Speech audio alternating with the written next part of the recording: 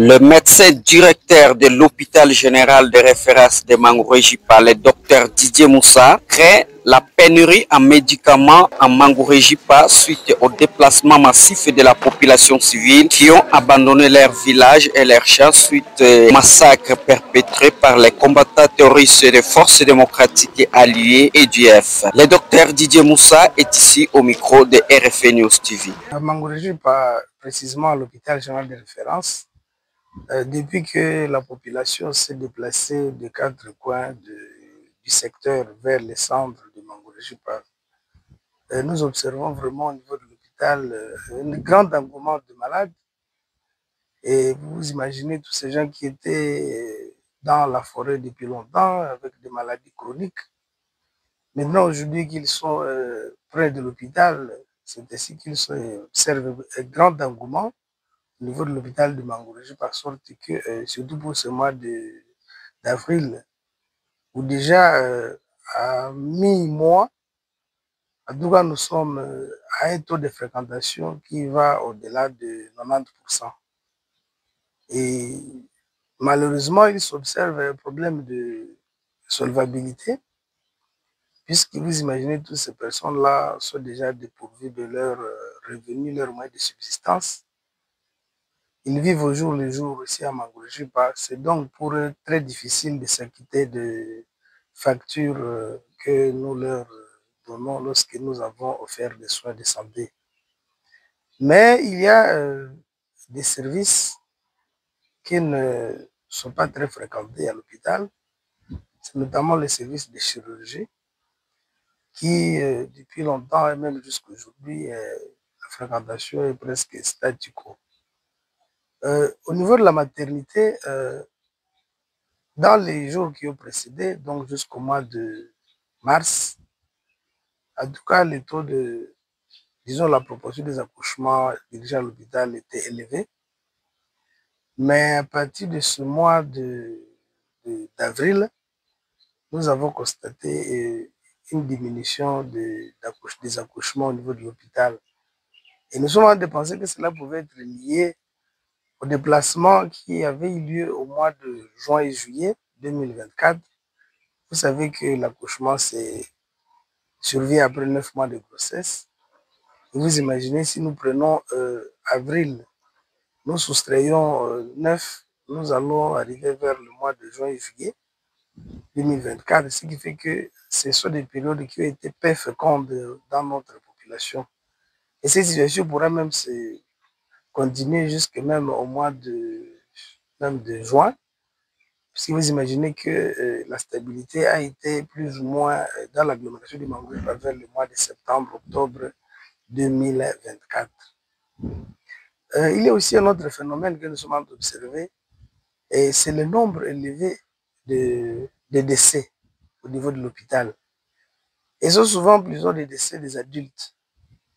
Et là aussi, nous sommes en train d'incriminer le faible pouvoir d'achat de la population.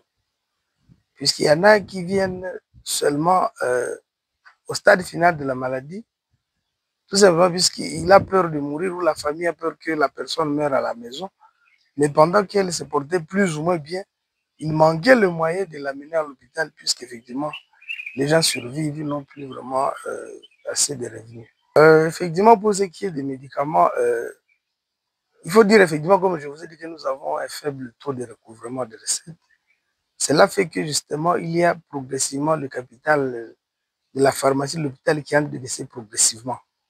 Donc, nous utilisons nos réserves des années passées et au fur et à mesure, ces réserves, nous sommes en train de les grignoter jusqu'à ce que si la situation ne change pas, nous risquerions d'être dans une pénurie de médicaments, encore que nous avions fait des démarches en rapport avec l'approvisionnement en médicaments, mais jusqu'à présent, nous le recevons toujours bien, puisque effectivement, nous avons soigné beaucoup de déplacés qui n'avaient rien. Nous avons soigné aussi certains de nos, disons, de ceux-là qui nous protègent. Et tout cela, ça devait être subventionné quelque part. Mais comme ça ne vient pas encore, c'est pour cela que je vous dis que le capital de la pharmacie est en train de baisser progressivement. Qu'est-ce qui se passe-t-il exactement au sein de l'hôpital général de référence de Mangouré-Jipa? Didier Moussa, le médecin directeur de cet hôpital, revient encore une fois de plus avec d'autres explications au micro de RFI News TV. On l'écoute. L'hôpital de Mangouré-Jipa, il a 2 ou 3 principaux partenaires. Bon, le premier d'abord partenaire, c'est la population. Bien sûr, l'État, c'est le propriétaire de l'hôpital. Mais il y a en plus de la population l'Union européenne à travers le projet NDIKI. Lui ne donne pas les médicaments forcément. Il accompagne le malade dans le paiement des soins. Ça veut dire que le malade paye une partie et l'Union européenne, à travers l'EUPFAS Nord, qui vous paye une partie. Et c'est de cet argent-là que nous prenons 25 à 35% pour l'achat des médicaments. Donc l'Union européenne intervient dans ce sens-là en accompagnant la population. Cela peut nous aider tant soit peu à renouveler nos stocks. Mais le deuxième partenaire, c'est le Fonds mondial à travers SARU PPSP. Lui, il donne quelques médicaments de lutte contre le paludisme.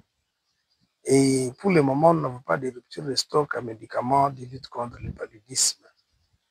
Et l'autre partenaire qui donne les médicaments, c'est toujours le Fonds mondial, mais à travers Corded. Et lui, il nous appuie en médicaments contre le VIH-Sida. Et cela nous recevons à partir de notre zone voisine de Biena. Toujours Corded, à travers le Fonds mondial, il donne des médicaments de lutte contre la tuberculose. Donc voilà un peu les médicaments que nous recevons des partenaires. Et nous les remercions bien sûr pour ça, puisque ça nous aide à prendre en charge les pathologies dont je viens de parler. Si disons, une personne de notre population venait à tomber malade dans ce sens.